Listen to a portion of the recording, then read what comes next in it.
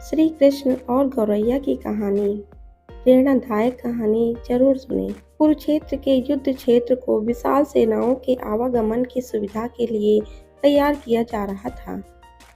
उन्होंने हाथियों का इस्तेमाल पेड़ों को उखाड़ने और जमीन साफ करने के लिए किया। ऐसे ही एक पेड़ पर एक गौरैया अपने 4 बच्चों के साथ रहती थी। जब उस पेड़ को उखाड़ा जा रहा था तो उसका घोंसला जमीन पर गिर गया, लेकिन चमत्कारी रूप से उसकी संतानें अनहोनी से बच गईं। लेकिन वो अभी बहुत छोटे होने के कारण उड़ने में असमर्थ थे। कमजोर और भयभीत गौरैया मदद के लिए इधर उधर देखती रही। तभी उसने कृष्ण को अर्जुन के साथ वहां आते देखा।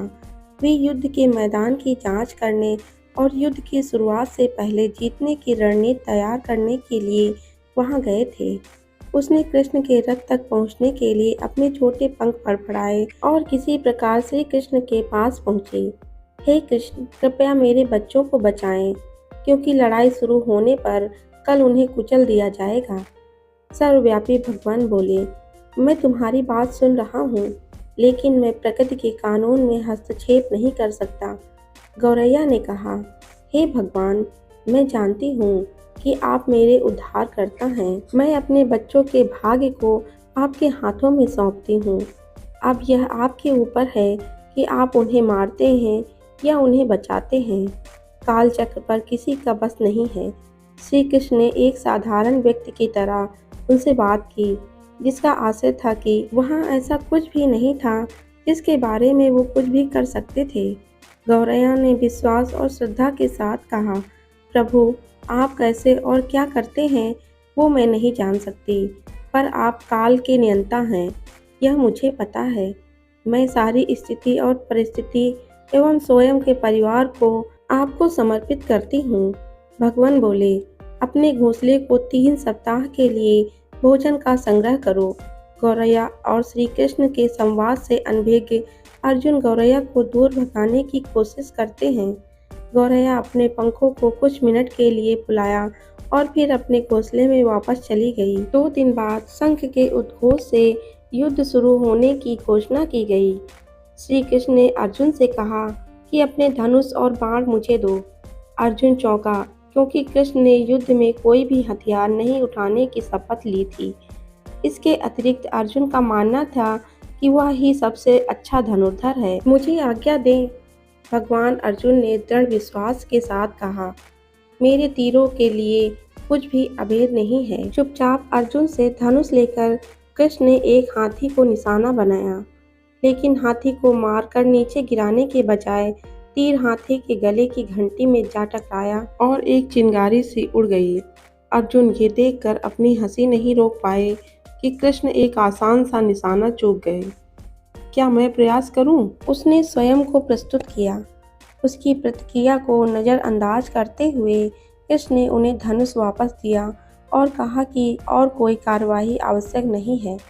लेकिन केशव, आपने हाथी को क्यों तीर मारा? अर्जुन ने पूछा। क्योंकि इस हाथी ने उस गौरैया के आश्रय उसके घोंसले को, जो कि एक पेड़ पर था, उसको गिरा दिया था। कौन सी गौरैया? अर्जुन ने पूछा। इसके अतिरिक्त हाथी तो अभी स्वस्थ और जीवित है, केवल घंटी ही टूटकर गिरी है। अर्जुन के सवालों को खारिज करते हुए कृष्ण ने उसे शंख फूंकने का निर्देश दिया। युद्ध शुरू हुआ। अगले 18 दिनों से कई जानें चली गईं।